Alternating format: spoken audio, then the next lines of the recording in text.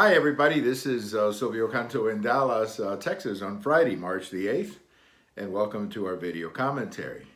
You know, there's a lot of people who keeps denying that there's a crisis on the border, despite the fact that the numbers are overwhelming. If you talk to anybody on the border, whether it's the number of people trying to come in, the number of people they're housing and sheltering and all that, it's all at numbers that we have not seen before, and yet there are people who continuously say that there's no crisis, which is really remarkable to me. And when you really look into it, it's all about Trump. It's all about President Trump. I mean, President Trump in many ways is not saying anything different than the Obama administration was saying in 2014 or 2015 regarding the border crisis. But, you know, it's become sadly very political, and that's not good for the country. It's not good for our political system either. Well, there's a couple of things that I wish we would talk more about. Two crises that I just don't think get enough attention. Number one is how much this is costing.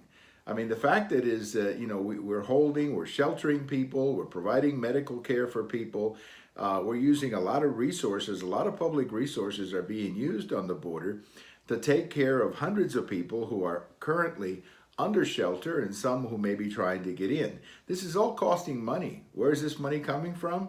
Well, it's coming from American taxpayers. And that is simply not fair that the American taxpayers should be bearing the brunt of all of this. The other crisis, too, which I think never seems to get enough attention, is the crisis of the rule of law, that is, the respect for immigration laws. You know, I and millions of other people are in the United States because we came here legally. We followed a process. There was a way to come into the country. We followed that process.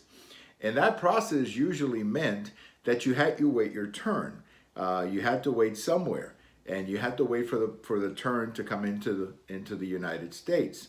As we speak, there are millions of people in that situation. I read today that there could be as many as 5 million people waiting to come in legally into the United States. These are people generally sitting in their home country waiting for the telegram or the letter or whatever they're getting to let them know that they can come legally to the United States. Many of these people have families in the United States who must be wondering, you know, why is my relative waiting in line legally to come in, and yet other people are allowed to come into the country and not treated with any urgency. And I think this is a problem, and it's going to be a problem for the Democrats because the situation on the border is not going to get better.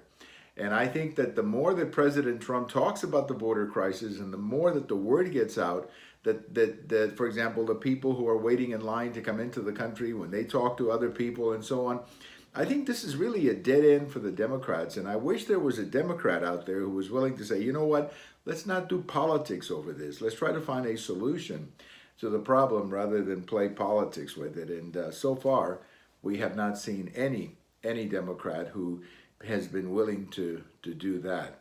Well, thank you for watching. We have all of these on YouTube, on Twitter, and on my blog. And if today is your birthday, happy birthday. Bye-bye, everybody.